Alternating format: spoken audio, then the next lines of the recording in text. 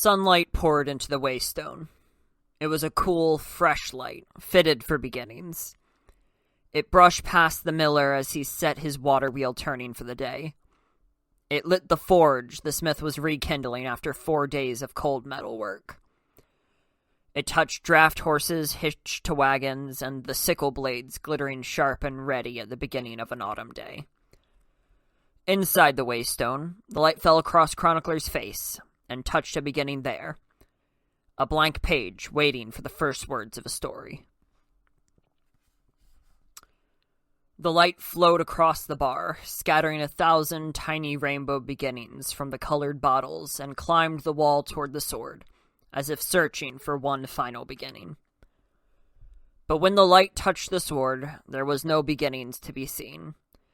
In fact, the light the sword reflected was dull, burnished, and ages old. Looking at it, Chronicler remembered that though it was the beginning of a day, it was also late autumn and growing colder. The sword shone with the knowledge that dawn was a small beginning compared to the ending of a season, the ending of a year. Chronicler pulled his eyes away from the sword, aware that Kvothe had said something, but not knowing what. "I beg your pardon?" "How do people normally go about relating their stories?" Kvothe asked. Chronicler shrugged. "Most simply tell me what they remember. Later, I record events in the proper order, remove the unnecessary pieces, clarify, simplify, that sort of thing." Kvothe frowned. "I don't think that will do." Chronicler gave a shy smile. "Storytellers are always different. They prefer their stories to be left alone, but they also prefer an attentive audience. I usually listen and record later. I have a nearly perfect memory." "Nearly perfect doesn't quite suit me." Kvothe pressed a finger against his lips. "How fast can you write?" Chronicler gave a knowing smile. "Faster than a man can talk." Kvothe raised an eyebrow. "I'd like to see that." Chronicler opened his satchel. He brought out a stack of fine white paper and a bottle of ink. After arranging them carefully, he dipped a pen and looked at Kvothe expectantly. Kvothe sat forward in his chair and spoke quickly. "I am, we are, she is, he was, they will be." Chronicler's pen danced and scratched down the page as Kvothe watched it. "I, Chronicler, do hereby avow that I can neither read nor write. Supine, irreverent, jackdaw, quartz, lacquer, egolient. Lin ta su lu soren hea. There was a young widow from Phaeton, whose morals were hard as a rock. She went to confession for her true obsession." Kvothe leaned forward to watch as Chronicler wrote. "Interesting. Oh, you may stop." Chronicler smiled again and wiped his pen on a piece of cloth. The page in front of him held a single line of incomprehensible symbols. "Some sort of cipher?" Kvothe wondered out loud. "Very neatly done, too. I bet you don't spoil many pages." He turned the sheet to look at the writing more carefully. "I never spoil pages," Chronicler said haughtily. Kvothe nodded without looking up. "What does egolient mean?" Chronicler asked. "Oh, nothing. I made it up. I wanted to see if an unfamiliar word would slow you down." He stretched and pulled his chair closer to Chronicler's. "As soon as you show me how to read this, we can begin." Chronicler looked doubtful. "It's very complex." Seeing Kvothe frown, he sighed.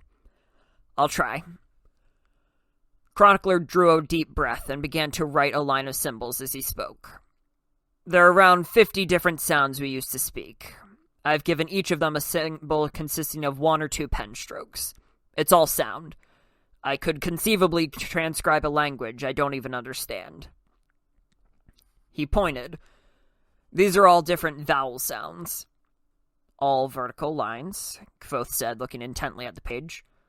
Chronicler paused, thrown off his stride. "Well, yes. The consonants would be horizontal, then. And they would combine like this. Taking the pen, Kvothe made a few marks of his own on the right page. Clever. You'd never need more than 2 or 3 for a word.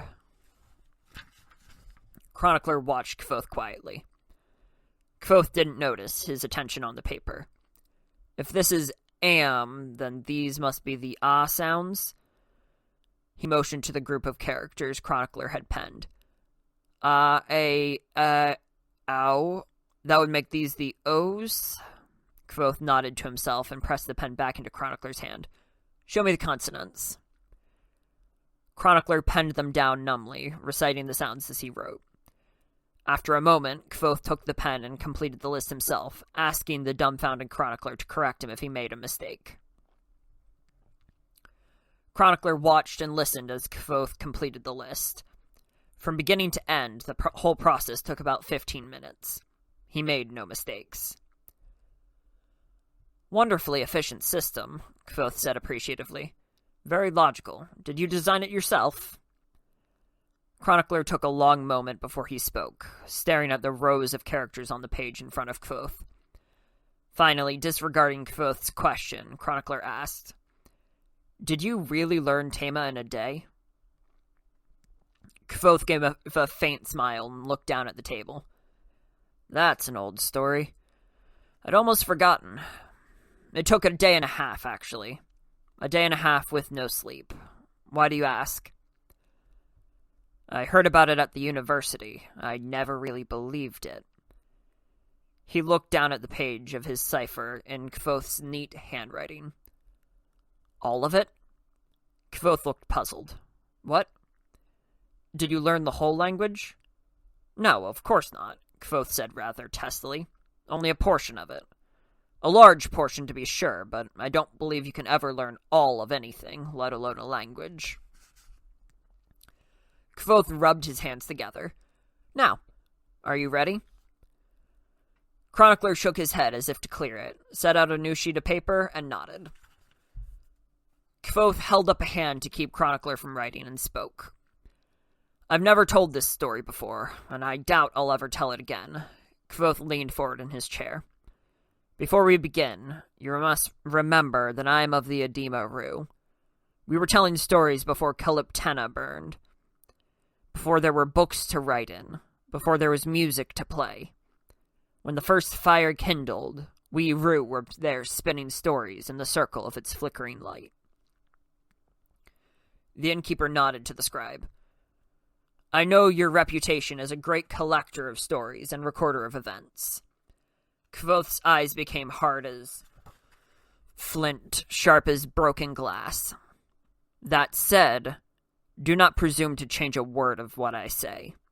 If I seem to wander, if I seem to stray, remember that true stories seldom take the straightest way. Chronicler nodded solemnly, as if trying to imagine the mind that could break apart his cipher in a piece of an hour. A mind that could learn a language in a day. Kvothe gave a gentle smile and looked around the room as if fixing it in his memory. Chronicler dipped his pen, and Kvothe looked down at his folded hands for as long as it takes to draw 3 deep breaths. Then he began to speak.